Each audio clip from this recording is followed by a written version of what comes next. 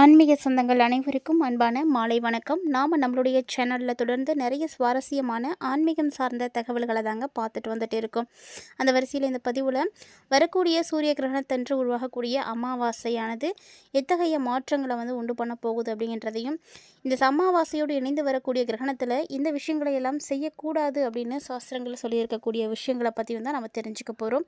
வீடியோக்குள்ளே போகிறதுக்கு முன்னாடி நீங்கள் இன்னும் நம்ம சேனலை சப்ஸ்கிரைப் பண்ணாமல் இருக்கீங்க அப்படின்னா மறக்காமல் சேனலை சப்ஸ்கிரைப் பண்ணிக்கோங்க. கூடவே பக்கத்தில் இருக்கிற பெல் ஐக்கானையும் கிளிக் பண்ணிக்கோங்க.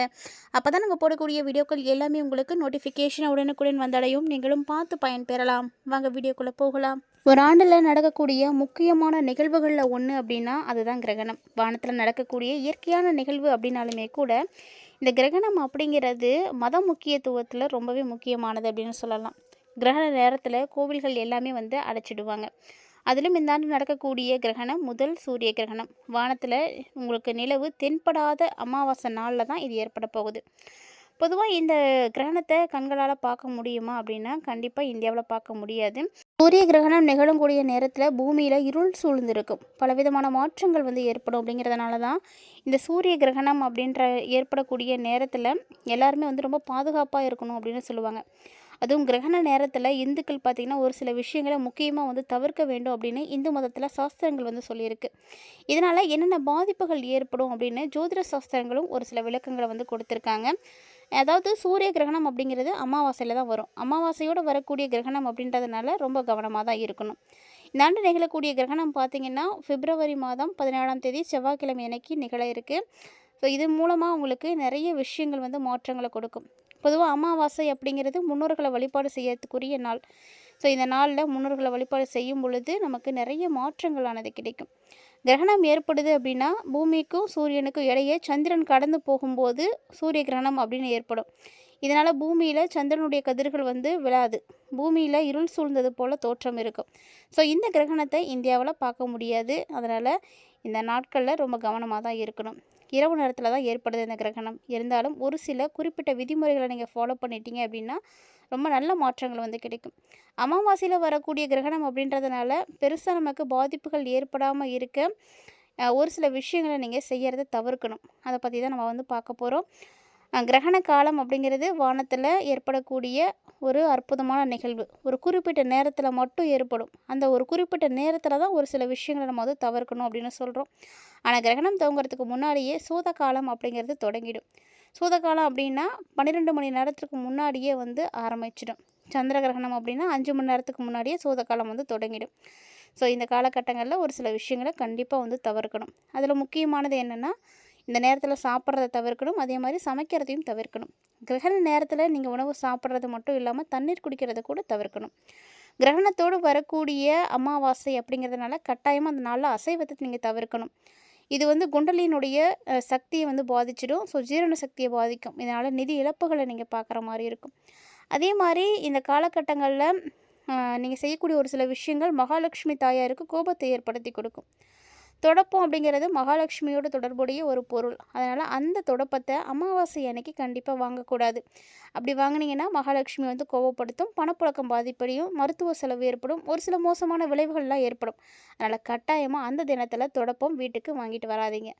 மேலும் பித்ருதோஷம் ஏற்படும், அதுக்கான வாய்ப்புகளும் இருக்குது. ஏன்னா அமாவாசை நாள் இல்லையா, அதனால் அந்த நாளில் முடி வெட்டுறதோ நகம் வெட்டுறதோ இதெல்லாம் செய்யக்கூடாது. இதுக்கு மாறாக நீங்கள் ஜாதகத்தில் இருக்கக்கூடிய ஒரு சில தோஷங்களை போக்கிக்கணும்னு நினைக்கிறீங்கன்னா தலைக்கு குளிங்க. அது ஒரு சிறந்த மாற்று வழியாக இருக்கும். அதே போல் தலைக்கு எண்ணெய் வைக்கக்கூடாது. அன்னைக்கு எண்ணெய் வைக்கிறதுக்கு பதிலாக அன்னைய தினத்தில் எண்ணெயை நீங்கள் தானமாக கொடுங்க.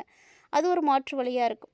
கிரகணம் அப்படிங்கிறது அமாவாசை 2 இணைந்து வரக்கூடிய நாளில் திருமணம் செய்கிறது, புதுமனை புகுவிழா போகிறது, இந்த மாதிரியான சுப நிகழ்ச்சிகளை கட்டாயமாக செய்யக்கூடாது, தவிர்க்கணும். ஏன்னா இதெல்லாம் பார்த்திங்கன்னா உங்களுக்கு துரதிர்ஷ்டத்தை ஏற்படுத்தி கொடுக்கும். அப்போ எதெல்லாம் செய்யக்கூடாதுன்றதை பார்த்தீங்க, என்னெல்லாம் செய்யலாம் அப்படிங்கிறதையும் தெரிஞ்சுக்கோங்க. அதையும் நீங்கள் கரெக்டாக ஃபாலோ பண்ணுங்கள். அது உங்களுக்கு இன்னும் நல்ல ஒரு மாற்றத்தை கொடுக்கும். கிரகண காலம் அப்படிங்கிறதுல சுத்தபத்தமாக இருக்கணும். ஏன்னா கிரகண காலத்திலும் சரி சுத்த காலத்துலேயும் சரி வழிபாடு, யாகங்கள், மந்திர ஜபங்கள் இதெல்லாம் செய்யலாம். ரொம்ப நல்ல பலன் கிடைக்கும். மக்கள் பார்த்திங்கன்னா மந்திரங்களை ஜபிக்கணும். உங்களுக்கு என்ன மந்திரம் தெரியுமோ அந்த டைமில் மந்திரங்களை சொல்லுங்கள். கிரகணம் முடிஞ்சதுமே வீட்டை க்ளீன் பண்ணிவிட்டு நீங்களும் குளிக்கணும். குளிக்கக்கூடிய தண்ணீரில் கங்கை தீர்த்தம் இருக்குன்னா கலந்து குளிங்க. இல்லை அப்படின்னா கல்லுப்பு போட்டு குளிக்கலாம். கிரகண நேரத்தில் தூங்குறதுக்கு பதிலாக இறை வழிபாடு செய்யுங்க. கிரகண காலங்களில் தூங்குறது கூடாது. அதே போல் இந்த காலகட்டங்களில் ஒரு சில விஷயங்களை நீங்கள் முறைப்படி ஃபாலோ பண்ணிக்கோங்க. வீட்டில் வச்சுருக்கக்கூடிய தண்ணீரோ உணவோ இருக்குன்னா துளசி இலையோ தர்பையோ வந்து போட்டு வைங்க. கிரகணம் முடிஞ்சதும் அதை மீண்டும் நம்ம வந்து பயன்படுத்திக்கலாம். ஸோ இந்த மாதிரி ஒரு சில விஷயங்களை நீங்கள் செய்கிறதும் செய்யக்கூடாததும் தெரிஞ்சிக்கும் பொழுது தான் கிரகண காலத்தில் ஏற்படக்கூடிய பாதிப்புகளை வந்து உங்களால் தவிர்க்க முடியும். கட்டாயமாக இந்த பதிவு உங்களுக்கு வந்து ரொம்பவே யூஸ்ஃபுல்லாக இருந்திருக்கும்னு நினைக்கிறேன். இப்போ வாங்க இந்த கிரகணத்திற்கு பிறகு விருச்சிக ராசி நேயர்களுடைய வாழ்க்கையில் ஏற்படக்கூடிய மாற்றங்கள் என்ன அப்படின்றதையும் தெரிஞ்சுக்கலாம். இப்போ விருச்சிக ராசிக்காரங்க பார்த்தீங்கன்னா எப்போதுமே சுறுசுறுப்போடு இருக்கணும், துடிப்போடு இருக்கணும் அப்படின்னு நினைக்கக்கூடியவங்க. இப்போது உங்களுடைய ராசிக்கு ராசிநாதன் 3ல் உச்சம் பெற்று இருக்கிறாரு. உச்சம் பெற்றதோடு மட்டும் இல்லாமல் பாக்கிய தொழில் ஸ்தானத்தை பார்வையும் இடுறாரு. இதனால் உங்களுக்கு எப்படி இருக்கும்? தொழில் நல்லா இருக்கும். உங்களுக்கே தெரியாமல் உங்களை சுற்றி இருக்கக்கூடிய மறைமுகமான எதிரிகள் எல்லாருமே விலகுவாங்க. உங்களுக்கு இந்த காலகட்டங்களில் எப்போதும் இல்லாததை விட துணிச்சல் கிடைக்கும், தைரியம் கிடைக்கும், மன வலிமை வந்து கிடைக்கும். எடுக்கக்கூடிய முயற்சிகள் எல்லாத்துக்குமே நல்ல பலன் வந்து கிடைக்கும். உங்களுடைய தொழில் ஸ்தானாதிபதியான சூரியன் ராசிநாதனோடு இணைவு பெற்றிருக்கிறாரு. ஸோ எந்த ஒரு விஷயத்திலையும் நீங்கள் பின்வாங்கக்கூடிய சூழ்நிலை மட்டும் உருவாகாது. நீங்கள் என்ன செய்தாலும் அது நல்லபடியாக முடியும். நிறைய இரக்க குணம் இருக்கக்கூடியவங்க. முன்கோபம் அப்படிங்கிறது அப்பப்போ ஒரு சில நேரங்களில் இவங்களுக்கு இருந்தாலுமே கூட ஏதாவது ஒரு பிரச்சனையில் அதை எல்லாமே ஆட்படுத்திடுவாங்க. ஸோ அதனால் அதெல்லாம் கட்டுக்குள்ளே வச்சுக்கோங்க. அதெல்லாம் வந்து ரொம்ப முக்கியம். இந்த காலகட்டங்கள் உங்கள் ராசிக்கு 8வது இடத்துல குரு அமர்ந்திருக்கிறாரு. விரயஸ்தானத்தை பார்க்குறாரு. விரயஸ்தானத்தை குரு பார்க்கறதுனால தேவையில்லாத செலவுகளை எல்லாம் குறைச்சிடுவார். வரவு அப்படிங்கிறது உங்களுக்கு உடனே கிடைக்கும். என்னதான் வரவு வருது அப்படின்றதுக்காக செலவு செய்ய முடியாது. ஏன்னா அந்த செலவுகள் உங்களுக்கு தேவையில்லாத செலவுகளாக இருக்கும். வரவுக்கு ஏற்ற மாதிரி செலவு செய்ய பழகிக்கோங்க. உதாரணத்துக்கு உங்களுக்கு இன்றைக்கி சம்பளம் வருது அப்படின்னா அந்த சம்பளத்தை நீங்கள் கையில் வச்சுருக்காதீங்க. ஏன்னா உடனே செலவாகி போயிடும். அதனால் உடனே ஏதாவது ஒரு வகையில் சேமிச்சிடுங்க. சேமிப்பு அப்படிங்கிறது கண்டிப்பாக ஒவ்வொருத்தருக்கும் இருக்கணும். நம்ம வந்து சம்பாதித்தா தான் சேமிக்கணும், இல்லைன்னா முடியாது அப்படின்றதெல்லாம் கிடையாது. நமக்கு கிடைக்கக்கூடிய பணத்தில் ஒரு பகுதியாவது கண்டிப்பாக நம்ம வந்து சேமிக்கணும். சேமிப்பு அப்படிங்கிறது எதிர்காலத்துக்காக நம்ம செய்யக்கூடியது. ஒரு அவசர தேவைக்காக உதவியாக இருக்கும். அதனால் கண்டிப்பாக இந்த ஒரு விஷயத்தை வந்து எல்லோரும் ஃபாலோ பண்ணிக்கோங்க. சேமித்து வைத்துக்கிறது அப்படிங்கிறது ரொம்ப நல்லது தான். சுகஸ்தானத்தில் சனி ஆட்சி பெற்று வேறு இருக்கிறார் அப்படின்றதுனால விருச்சிக ராசிக்காரங்களுக்கு அப்பப்போ உடல் உபாதைகள் எதுவும் இருந்து வந்துச்சு அப்படின்னா அதிலெல்லாம் இப்போ வந்து விடுபடுவீங்க. உங்களுக்கு பார்த்திங்கன்னா குரு வந்து நல்ல ஒரு இடத்துல இருக்கிறாரு. குருவுடைய பார்வை இருக்குது அப்படிங்கும்போது எல்லா பிரச்சனைகளும் உங்களுக்கு மறையும். கொடுத்த இடத்துல இருந்து பணம் பார்த்திங்கன்னா படிப்படியாக வந்து சேர்ந்துடும். ஸோ மனசில் எந்த ஒரு குழப்பமும் இல்லை. குழப்பத்துக்கு ஒரு வேளை நீங்கள் ஆளாகி இருந்தீங்க அப்படின்னா கூட அதை எல்லாத்தையுமே மறந்து ரொம்ப தெளிவான ஒரு சிந்தனைக்கு நீங்கள் போவீங்க. அரசியல்லையும் சரி, பொது வாழ்க்கையிலையும் சரி, உங்களுடைய பாதி நேரம் அதிலே வந்து போயிடும். இனி சொந்த தொழில் வந்து செய்யணும் அப்படின்ற எண்ணம் உருவாகும். சொந்த தொழில் கண்டிப்பாக செய்யலாம். விருச்சிகராசி நேயர்களுக்கு பார்த்திங்கன்னா இந்த காலகட்டங்களில் நிறைய பேருக்கு உதவி செய்யணும் அப்படின்ற மனப்பான்மை வந்து வரும். அதுவும் குறிப்பாக ஆதரவற்றவர்களுக்கு நீங்கள் உதவி செய்யுங்க. அந்த ஆர்வம் தான் உங்களுக்கு மிகப்பெரிய அளவில் மாற்றத்தை கொடுக்கும். வலிமையான கிரகங்கள்னு சொல்லக்கூடிய சூரியனும் உச்சம் பெற்று இருக்கிறாரு, செவ்வாயும் உச்சம் பெற்று இருக்கிறாரு. எல்லாருமே உச்சம் பெற்று 3ஆம் இடத்துல இணைவு பெற்று இருக்கிறதுனால விருச்சிக ராசி அன்பர்களுடைய ஒவ்வொரு விதமான முயற்சிகளும் இந்த காலகட்டங்களில் நல்ல பலன்களை கொடுக்கும். உங்களுடைய யோகாதிபதியாக இருக்கக்கூடிய சந்திரன் ஆட்சி பெற்று இருக்கிறாரு. 3ஆம் இடத்தை பார்க்குறாரு. ஸோ எல்லா காரியங்களுமே நீங்கள் நினச்ச மாதிரி நடக்கும். உங்களுடைய விடாமுயற்சியால் பல விஷயங்கள் உங்களுக்கு வெற்றியை கொடுக்கும். வெளியிடங்களுக்கெல்லாம் அடிக்கடி போயிட்டு வரதுக்கான வாய்ப்புகள் கிடைக்கும். தொழில் ஸ்தானத்தில் கேது அமர்ந்திருக்கிறார் அப்படிங்கும் பொழுது வெளிநாடுகளில் தொழில் வாய்ப்புகளானது அமையும். செய்யக்கூடிய செயல்களில் இனி பார்த்தீங்கன்னா ரொம்ப ஸ்ட்ராங்காக இருப்பீங்க. நிறைய விஷயங்கள் நல்லபடியாக நடக்கும். இந்த காலகட்டங்கள் பார்த்திங்கன்னா எல்லா விதமான காரியங்களும் நீங்களே செய்கிறது ரொம்ப முக்கியம். யாருக்கும் விட்டு கொடுக்காம மாற்று வழியை பின்பற்றாமல் செயல்படுங்க. கல்வி பயிலக்கூடிய மாணவ மாணவிகளாக இருக்கீங்க அப்படின்னா கல்வியில் உங்களுக்கு புதிய புதிய அனுபவங்கள் எல்லாம் கிடைக்கும். அதுலேயும் கண்டிப்பாக இந்த டைமில் விருச்சிக ராசிக்காரங்க ஆன்லைன் பிஸ்னஸ் செய்யவே செய்யாதீங்க. ஏன்னா ஆன்லைன் பிஸ்னஸ் அப்படிங்கிறது உங்களுக்கு பல பிரச்சனைகளை ஏற்படுத்தும். அதாவது ஒரு முறைக்கு பல முறை அழிஞ்சு திரிஞ்சு அதுக்கப்புறம் தான் உங்களுக்கு எந்த ஒரு விஷயமே நடக்கும். அந்த மாதிரி சூழ்நிலைகள் தான் இருக்குது. ஆனால் அதுக்காக எந்த ஒரு விஷயத்துலையும் ஒரு முறை முயற்சி பண்ணிவிட்டு விட்டுறாதீங்க. தொடர் முயற்சி உங்களுக்கு நிச்சயம் நல்லதை கொடுக்கும். பிடிவாத குணத்தை எல்லாம் மாற்றிக்கோங்க.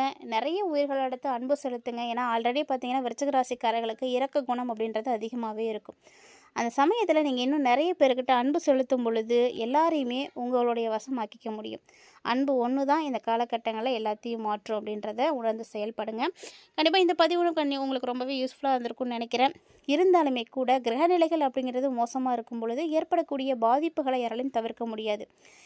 ஆனால் அந்த பாதிப்புகளை வந்து குறைக்க முடியும். ஸோ அப்படி பார்க்கும் பொழுது இந்த காலகட்டங்களில் விருச்சிக ராசிக்காரங்க தொடர்ந்து நீங்கள் சனிக்கிழமையில் அனுமன் வழிபாடு செய்துட்டு வாங்க. எப்போல்லாம் உங்களுக்கு டைம் கிடைக்குதோ அப்போல்லாம் ராமநாமம் வந்து சொல்லுங்கள். இதெல்லாம் வந்து உங்களுக்கு தொழிலில் நல்ல மாற்றத்தங்களை கொடுக்கும், நல்ல பலன்களை வந்து பெற்றுக் கொடுக்கும். ஸோ இந்த மாதிரி எளிமையான பரிகாரத்தை மிஸ் பண்ணாமல் வந்து செய்து பாருங்கள், கண்டிப்பாக நல்லது நடக்கும். இந்த பதிவில் நிறைய தகவல்களை பார்த்தீங்க இல்லையா, உங்களுக்கு எல்லாம் பிடிச்சிருக்குன்னு நினைக்கிறேன். இன்கேஸ் இந்த பதிவு உங்களுக்கு பிடிச்சிருந்தது அப்படின்னா லைக் பண்ணி ஷேர் பண்ணுங்கள், மறக்காமல் கமெண்ட் பண்ணுங்கள். மேலும் இது மாதிரி நிறைய இன்ட்ரெஸ்டிங்கான தகவல்களை தொடர்ந்து பார்க்குறதுக்கு நம்ம சேனலை சப்ஸ்கிரைப் பண்ணிவிட்டு ஃபாலோ பண்ணிக்கோங்க. ஆன்மீக ரீதியாக நம்மளுடைய சேனலில் கொடுக்கப்படக்கூடிய பரிகாரங்கள் ரொம்ப எளிமையான முறையில் கொடுத்துட்டு இருக்கோம். அதையும் மிஸ் பண்ணாமல் செய்யுங்க. ஜோதிடத்தை வழிகாட்டியாக நீங்கள் கொண்டு போகும் பொழுது உங்களுடைய வாழ்க்கை சூழ்நிலை கண்டிப்பாக மாறும். அதனால் ஜோதிடத்தை வழிகாட்டியாக எடுத்துகிட்டு போங்க. இந்த ஒரு பதிவில் நிறைய தகவல்களோட பார்த்தீங்க. அதே மாதிரி நான் நிறைய இன்ட்ரெஸ்டிங்கான தகவல்களோட மற்றும் ஒரு சுவாரஸ்யமான ஆன்மீக தலைப்பில் சந்திக்கலாம்.